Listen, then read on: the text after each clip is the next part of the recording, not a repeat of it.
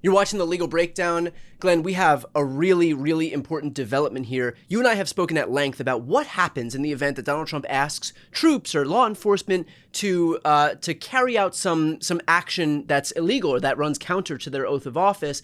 We now have the first instance where it seems like we're actually butting up against that reality. Can you explain what happened in Illinois?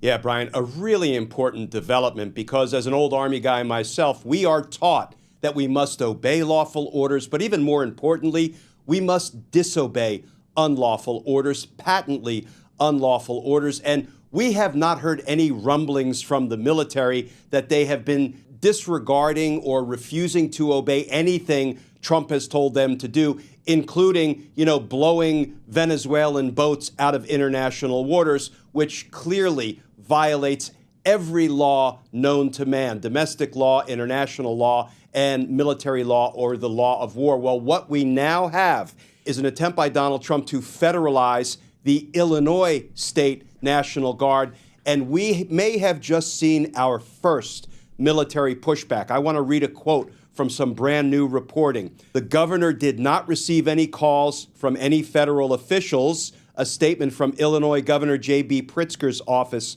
read, quote, "The Illinois National Guard communicated to the Department of War," that's the Department of Defense, "that the situation in Illinois does not require the use of the military, and as a result, the governor opposes the deployment of the National Guard under any status," close quote. Brian, that's huge. I'm not going to say this is a turning point, although we'll see how history records it. But, remember when he unlawfully federalized the California National Guard and he refused to go through Governor Newsom's office as the law requires him to do? What happened? Well, the California National Guard was federalized and deployed to the streets of Los Angeles.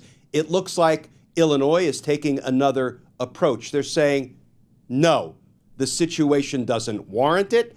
You did not go through the governor's office as the law requires, and there is no factual basis to federalize the Illinois State National Guard.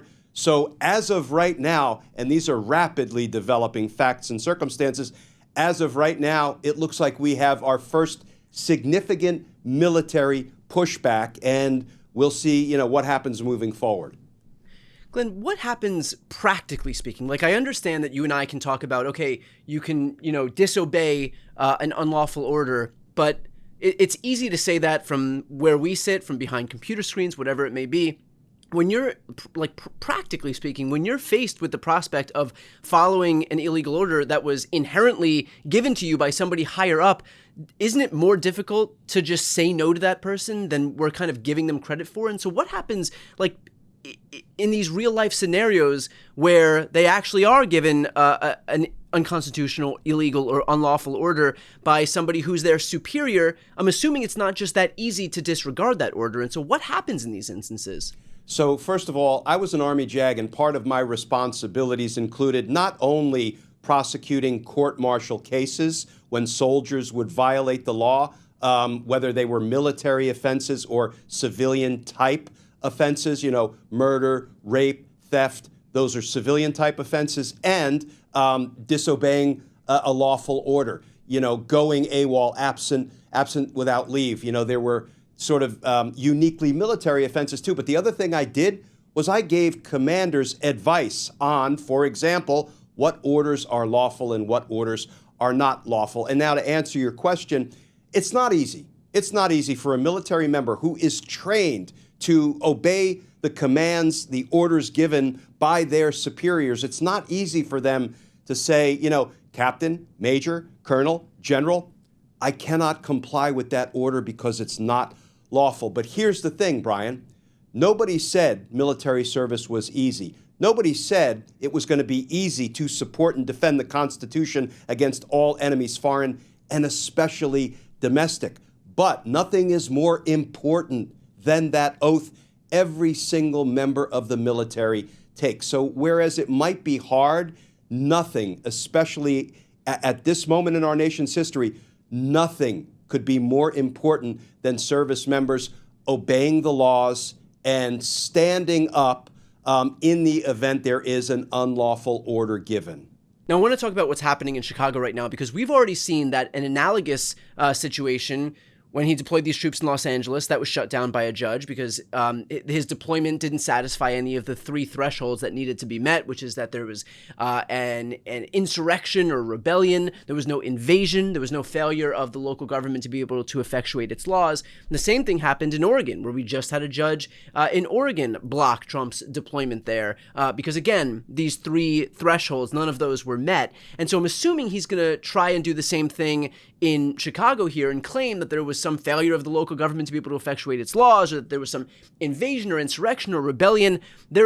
We've seen in instance after instance that Trump's not able to meet this bar. And so what happens next as far as Chicago's is concerned, and I guess moreover beyond that, what happens to the people that he tries to deploy there, knowing that there's no basis to do so? All good questions, and none of it has a clear answer. I assume what Donald Trump will do is he will either send a message, a missive, a threat to Illinois, to the governor, and to the National Guard, the state National Guard, that you better do this now or there's going to be hell to pay. I hope Illinois stands strong and refuses to give in to Donald Trump's lawlessness, be bullied into changing course now that they've taken a stand.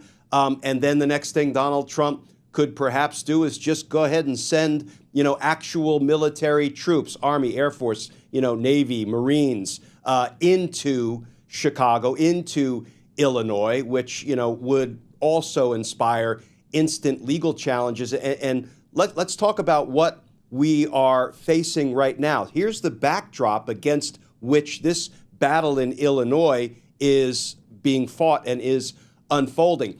After the judge issued a temporary restraining order in Portland, Oregon, a Trump-appointed judge, I might add, because the judge concluded that Donald Trump's actions are untethered to facts, to reality. What did Donald Trump do? He ordered the California National Guard, which is still apparently federalized, to go to Portland. I mean, if that is not a direct violation of probably the rights of the California National Guard, but even setting that aside, it clearly violates in substance and in spirit the temporary restraining order that the federal judge in Oregon just issued. This makes Donald Trump, we've heard of serial killers, a serial violator of the Constitution and of court orders. It seems like he's trying to bring our American crisis to a head, but quick.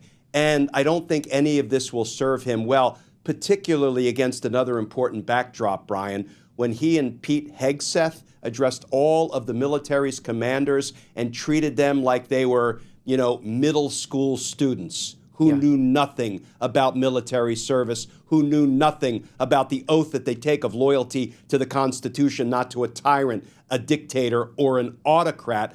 I actually think that may have galvanized the military against Donald Trump's lawlessness, because it was on full display that Donald Trump is completely unfit to be commander-in-chief of the armed forces when he tells the military leadership things like, I want you to use American cities as military training grounds. What does that mean? The military trains to fight and win wars and kill the enemy in the process. And Donald Trump told those military commanders, that's what I want you to do in American cities. And he added that the American people are the enemy from within. It doesn't surprise me that right after that horrific address to the troops, we now have for the first time some military faction, the Illinois State National Guard, standing up, pushing back, and apparently telling Donald Trump and his Secretary of Defense, no.